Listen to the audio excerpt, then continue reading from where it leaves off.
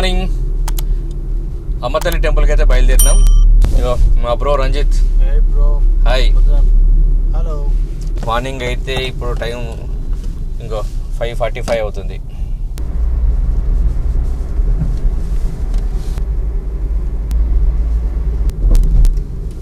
తెలుగు తల్లి ఫ్లైఓవర్ ఎక్కేస్తాను.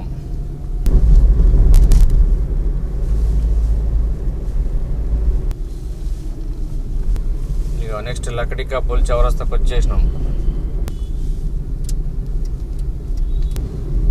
ఇలా మనం స్టేడియం పోతే మెహదీపట్నం వరకు డైరెక్ట్గా వెళ్ళిపోవచ్చు. ఎక్కేస్తున్నాం. పివి నరసింహారావు ఎక్స్ప్రెస్ హైవే జమ్మున వెళ్ళిపోతుంది మన వెహికల్. ఇంకా శంషాబాద్ నుంచి 5 కిలోమీటర్స్ పోతుంది. అందులో ఫిష్ షేప్లో మాత్రం మస్తున్నది ఇది building. Wow, super sunrise. ఇంకా మనం 6 కిలోమీటర్స్ తర్వాత లెఫ్ట్ సైడ్ తీసుకోవాలి బ్రో. సో నెక్స్ట్ ఆకలి అయితే బ్రేక్ఫాస్ట్ అయితే చేసేసి ముందుకెళ్దాం. ఏమేమి తీసుకుందాం?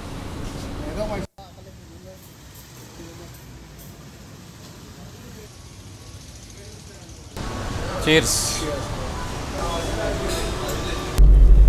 మనం ఇంకా దాదాపు ఒక 1.5 నుంచి 2 కిలోమీటర్స్ పోతే అమ్మపల్లి టెంపుల్ అయితే వచ్చేస్తుంది. లెఫ్ట్ తీసుకొని వచ్చేసింది. అమ్మపల్లి శ్రీ సీతారామచంద్ర స్వామి దేవస్థానానికి వెళ్ళడానికంటే ముందు ఇది మెయిన్ రోడ్డు. ఈ మెయిన్ రోడ్డుకు రైట్ సైడ్లో ఇక్కడ కనిపిస్తున్నటువంటిది ఆంజనేయ స్వామి ఈ విగ్రహం, భారీ విగ్రహం ఇది. ఈ భారీ విగ్రహానికి ఎదురుగానే ఇక్కడ చూసినట్టయితే మనం కమాన్ కనిపిస్తుంది. ఈ కమాన్ లోపలికి మనం వెళ్ళాలి ఈ టెంపుల్ మనం రీచ్ కావడానికి.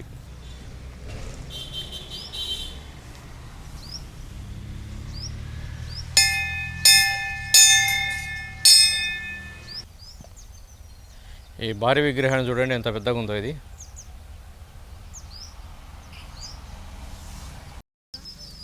మనకు కనిపిస్తున్నటువంటిదే ఈ కమాన్.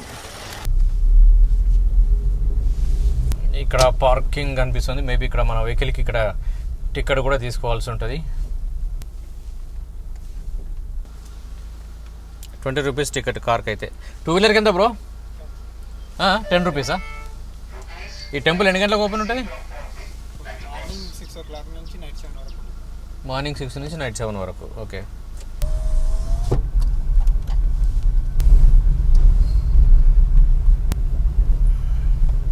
ఇక్కడ నుంచి మన గుడి గోపురం అయితే కనిపిస్తుంది. ఓకే.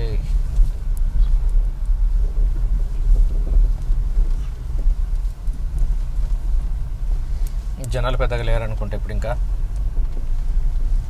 మేమైతే ఇక్కడ ఎవరైతే కనిపించట్లేరు జనాలు ఎక్కువ. Hello friends, welcome to travel with Ushakar. ఈరోజు మనం అమ్మపల్లిలో ఉన్నటువంటి శ్రీ సీతారామచంద్ర స్వామి దేవాలయంలో ఉన్నాము. ఈ గుడికి ఉన్నటువంటి ప్రత్యేకతలు ఏంటంటే, ఈ గుడి కేవలం రాముని యొక్క భక్తులకు మాత్రమే కాదు, సినిమా వాళ్ళకు కూడా చాలా ఇష్టమైనటువంటి గుడి. ఎందుకనే తర్వాత చెప్తాను నేను.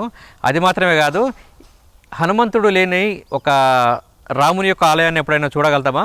చూడలేం కదా. కానీ ఇక్కడ ఉన్నటువంటి గర్భాలయంలో హనుమంతుడు లేని గర్భాలయం అయితే ఉంటుంది. కేవలం రాముడు, సీత, లక్ష్మణుడు మాత్రమే ఉన్నటువంటి టెంపుల్ ఇది. ఇలా ఎందుకు ఉందనేది కూడా నేను తర్వాత చెప్తా. Stay tune. సో మనకు కనిపిస్తున్నటువంటి ఈ మహాగోపురమే రాజగోపురం. ఇది మొత్తం 7 అంతస్తులను కలిగి ఉన్నది. ఈ గుడి ప్రీ వెడ్డింగ్ షూట్ కూడా ఒక మంచి స్పాట్. ఈ గుడి ఎంట్రన్స్లోనే మనకు కనిపిస్తున్నటువంటి 2 ఏనుగులు కనిపిస్తాయి, తెల్ల ఏనుగులు ఇవి. ఈ మహాద్వారానికి మీద శ్రీ మహావిష్ణువు శయనిస్తున్నటువంటి ఈ పోస్టర్ని అయితే చూడవచ్చు మనం.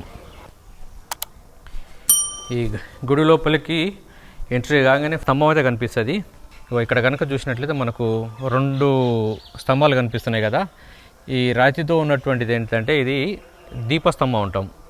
వెనకటి కాలంలో ధ్వజస్తంభం అనేది వేరు, తర్వాతకి దీపస్తంభం అనేది. ప్రతి కార్తీక మాసంలో ఈ దీపాలు పెట్టడం కోసం ఇక్కడ కనిపిస్తున్నటువంటి ఈ రాతి స్తంభాలను అయితే ఉపయోగించేవాళ్ళట.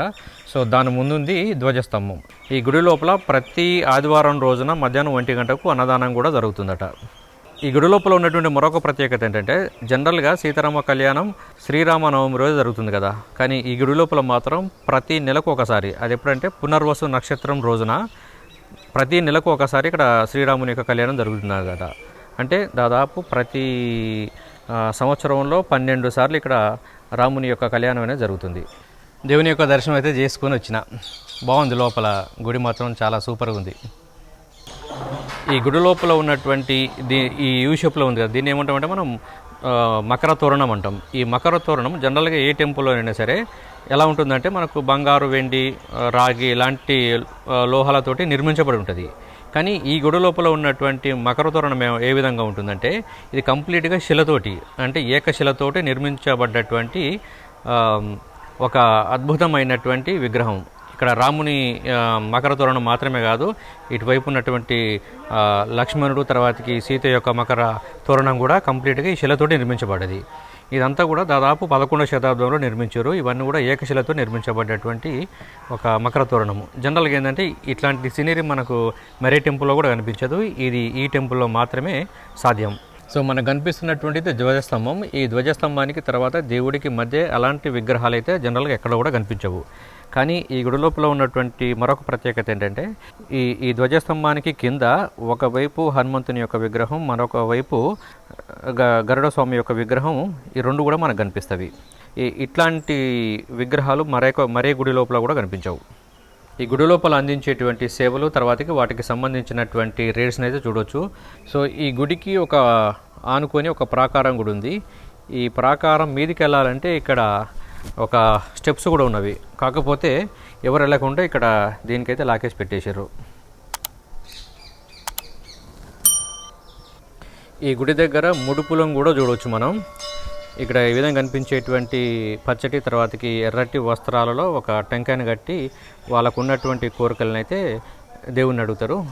ఇలా ముడుపులు అయితే ఇక్కడ చాలా ఎక్కువనే ఉన్నాయి.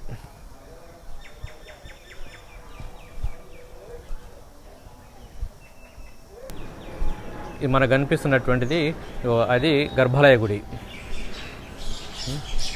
ఇక్కడ కనుక చూసినట్టయితే ఇక్కడ లోపల చాలా విశాలంగా కనిపిస్తుంది. ఇదంతా కూడా 13వ శతాబ్దం, అంటే దాదాపు ఒక 1000 సంవత్సరాల క్రితం కట్టినప్పటికీ చూడడానికి అసలు చాలా పకడ్బందీగా కనిపిస్తుంది. ఎక్కడ కూడా డ్యామేజ్ అనేది అంతగా ఏం కనిపించట్లేదు. ఈ గర్భాలయ గుడిని కిందగా కనుక మనం అబ్జర్వ్ కనుక చేసినట్లయితే 4 వ్యక్తులు, ఇది లెఫ్ట్ సైడ్ ఒకరు, తర్వాత రైట్ సైడ్ ఇంకొకరు, అటువైపు మరో 2, 4 వ్యక్తులు ఒక ఈ గర్భాలయ గుడిని మోస్తున్నట్టుగా కనిపించేటువంటి ఒక సన్నివేశం.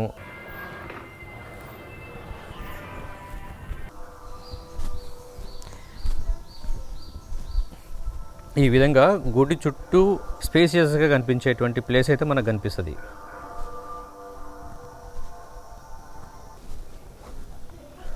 ఈ గుడి లోపల కనిపించేటువంటి ప్రసాదాల కౌంటరు, లడ్డు, పులిహోర కూడా ఇక్కడ అందుబాటులో ఉన్నాయట.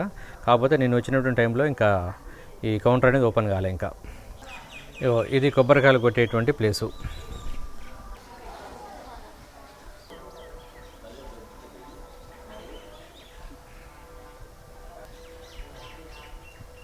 శ్రీరాముడు 14 సంవత్సరాలు వనవాసం చేశాడు కదా. ఈ వనవాసం చేసేటువంటి క్రమంలో లక్ష్మణుడు తర్వాతకి సీత సమేతంగా ఈ ప్రాంతాన్ని కూడా తను సందర్శించడం జరిగింది. ఒకప్పుడు ఇదంతా కూడా ఒక దండకారణ్యం. అప్పటికి హనుమంతుడు పరిచయం కాలే ఇంకా. అందుకోసం అన్నట్టుగా ఇక్కడ ఉన్నటువంటి గర్భాలయ గుడి లోపల హనుమంతుడు కనిపించడు. కేవలం రాముడు, సీత, లక్ష్మణుడు మాత్రమే కనిపిస్తారు.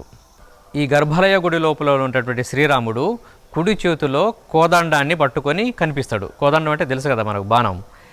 కనుక ఇక్కడ ఉన్నటువంటి ఈ రామాలయం ఏమంటే కోదండ రామాలయం అని అంటాం. శ్రీరామునికి ఎప్పుడైతే హనుమంతుడు పరిచయం అవుతాడో, పరిచయం అయిన తర్వాతకి కనిపించేటువంటి గుళ్ళల్లో ఇక్కడ అభయహస్తం కనిపించే విధంగా మాత్రమే మనకు గుళ్ళల్లో కనిపిస్తుంది. ఆ విధంగా కనిపించేటువంటి ఆ రామాలయాన్ని మనం పట్టాభిరాముడు అంటాం. అంటే కోదండ రామాలయాలు అనేటువంటివి చాలా అరుదుగా కనిపిస్తవి.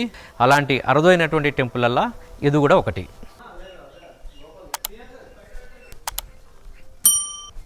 మన నల్గొండ జిల్లా వెలిమినేడు గ్రామం. ఇదే ఫస్ట్ టైం నేను రావడం. ఇక్కడ కోనేరు ఉంది, ఇక్కడ అది చూద్దామని వచ్చేసాం. మంచిగా అనిపించింది, ఇక్కడ చాలా బాగుంది ప్లేస్. ఇక్కడ గర్భాలయ గుడికి ముందున్నటువంటి ముఖ మండపంలో కూర్మం లేదా తాబేలు కనిపిస్తుంది. ఇలా కూర్మం ఉన్నటువంటి ఈ ఆలయాన్ని సందర్శించడం ద్వారా భక్తులకు మోక్షం లభిస్తుందనేటువంటిది భక్తుల యొక్క నమ్మకం. ఈ ఆలయంలో pre wedding shoot, post wedding shoot, maternity shoot, family shoot వీటన్నిటికైతే అనుమతి అయితే ఉంటుంది. కాకపోతే వీటన్నిటికీ మీరు ముందస్తుగా ఆలయం వారి నుంచి అనుమతి తీసేసుకొని 3000 రూపీస్ అయితే పే చేయాల్సి ఉంటుంది గుడికి. సో అప్పుడు మాత్రం వీళ్ళకు పర్మిషన్ అయితే లభిస్తుంది. అట్ ద సేమ్ టైం గుర్తుంచుకోవాల్సింది ఏంటంటే ఇక్కడ డ్రోన్ మాత్రం ఎగరేయడానికి అనుమతి అయితే లేదు. సో మనకు కనిపిస్తున్నటువంటిది ఆలయం యొక్క ప్రధాన రాజగోపురం కదా. ఈ గోపురానికంటే ముందు రైట్ సైడ్లో ఒక కోనేరు కూడా కనిపిస్తుంది.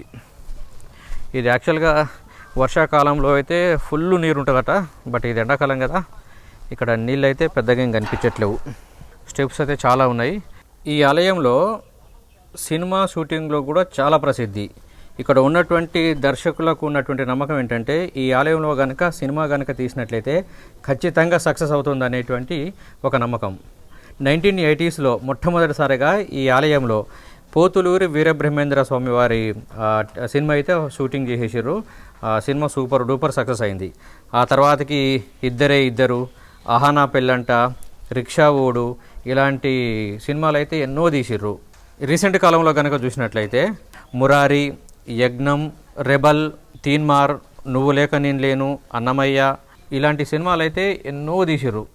సో ఇక్కడ ఉన్నటువంటి సినిమా దర్శకులకు, నిర్మాతలకు ఉన్నటువంటి ఒక నమ్మకం ఏంటంటే ఇక్కడ కనుక సినిమా షూటింగ్ కనుక తీసినట్లయితే ఖచ్చితంగా ఈ సినిమా ఎట్లయినా మినిమం సక్సెస్ అవుతుంది అని ఒక నమ్మకం.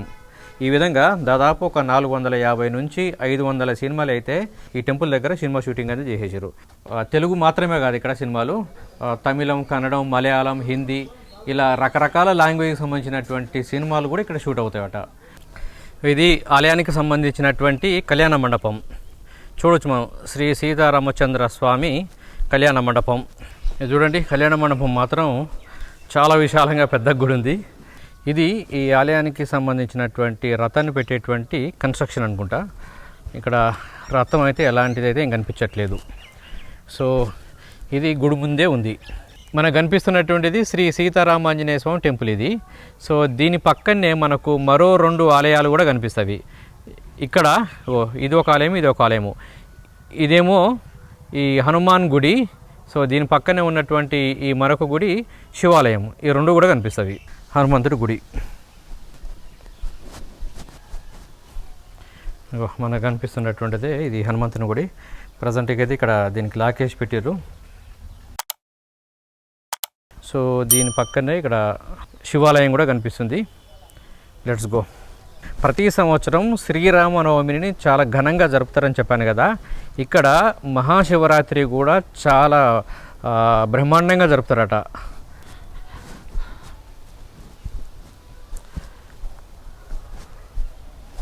ఇక్కడ ఇప్పుడు దాదాపు ఒక 1000 సంవత్సరాల క్రితం కట్టినటువంటి రాతి స్తంభాలు మాత్రం అలాగే చూడడానికి చెక్కు చెదరకుండా చాలా పర్ఫెక్ట్గా అనిపిస్తున్నాయి.